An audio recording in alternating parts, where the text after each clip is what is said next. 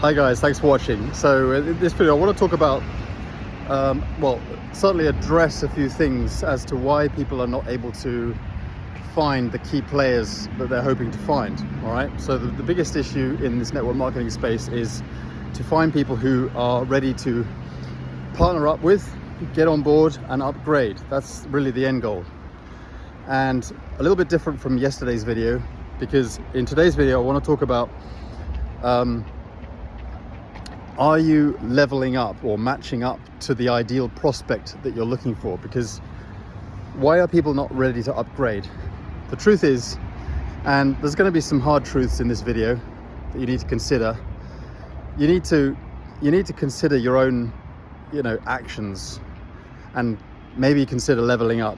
Because think about what you're doing right now, and let this be a kind of a learning lesson. So ask yourself this question, like when you wake up in the morning, look in the mirror and you say, would I want to sponsor someone like me?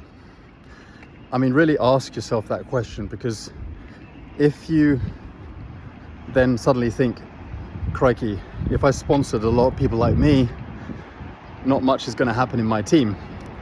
So, why would they want to join you? I mean, I know, I just want to sort of prepare you guys and brace yourself, because this video is going to have some hard truths. So, the great thing about network marketing is that anyone can really do this. And we're often told in network marketing that, oh yeah, you can make a lot of money, so-and-so did this, but the truth is, there's a lot of hype in this industry. Some of it, not so bad, some of it is horrendous.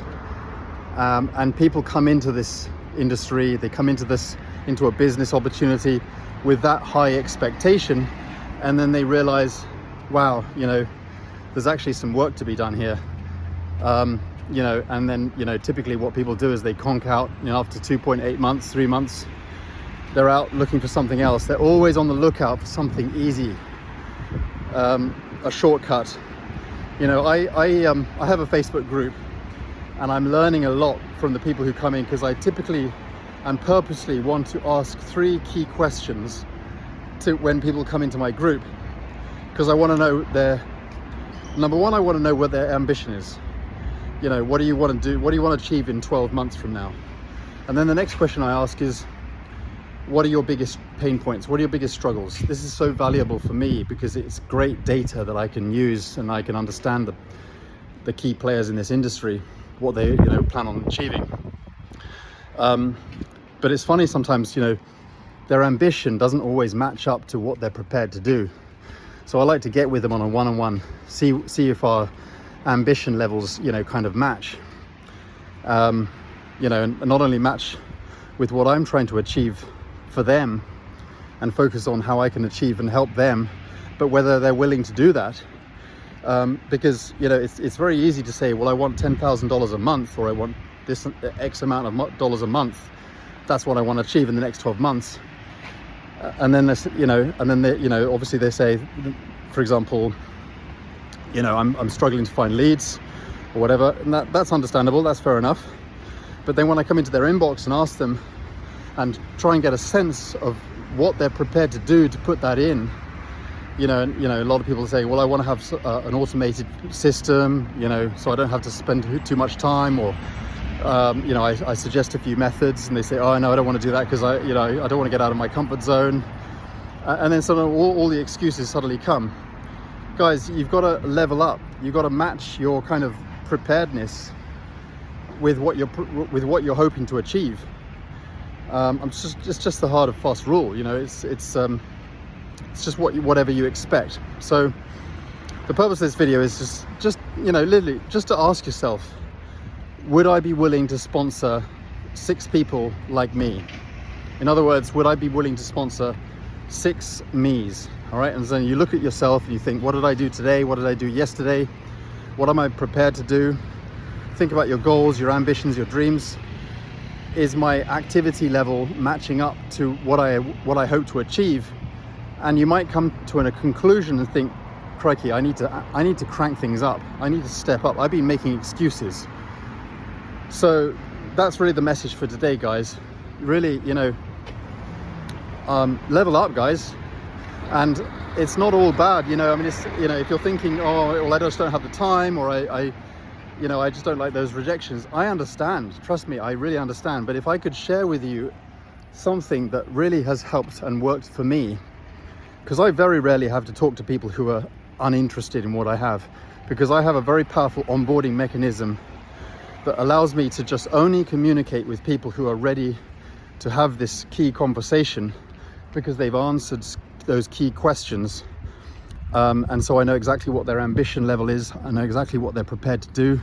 And they are ready to join a thriving team, and they've committed to that. And so that I can, you know, when I suggest certain things like, you know, get on board, and I don't want to use the word pitch, but that's essentially what I'm doing, is I'm suggesting, okay, let's get you started. And I usually find very, very little resistance in that. All right. You may think that this is only reserved for people with muscle in the industry or people who've done this, but no, guys, this works. And if you're serious and you want to sponsor people who are, you know, ambitious enough to work with you as leaders in your team, and you're looking for those kinds of people, you yourself need to be ready to up your game and be the person that they are prepared to join under. All right. So it's not just about you wanting this, or this. It's also about what they want, you know. So what, you know, people often talk to me about, oh, we should set up a traffic rotator or a team rotator, so that, you know, when people join, they can potentially, you know, they can get on a team rotator and join, you know, so it can get people at the bronze level or whatever. But I wouldn't want to do that, simply because it's not, you know, you can't share valuable leads around like meat. They have to have a consideration as to who they want to join, who they intend to join.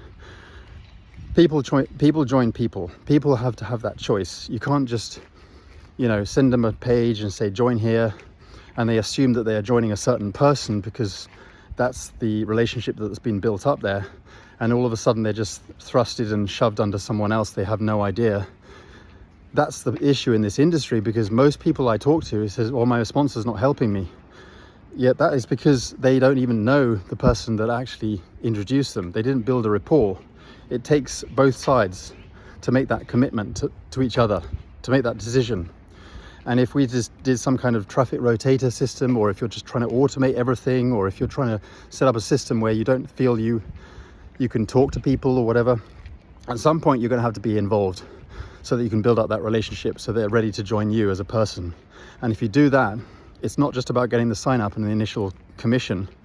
It's about that long relationship, because you don't want people, you know, even if people join you through a link, then you don't even know who that person was, and you didn't build up a relationship, they're not going to stay on board for that long. That's why the attrition rate is the way it is, and people cop out, and they, you know, they're not ready to continue or stick around in the business, because you didn't build that relationship up initially, and you didn't keep it going. You didn't deliver on your promise. So guys, you know, you don't need hundreds of people. If you could build up a system like I can share with you in my Facebook group, I can share with you a mechanism that really works, so that you're only left with talking to people who are already committed and have answered key questions through your funnel.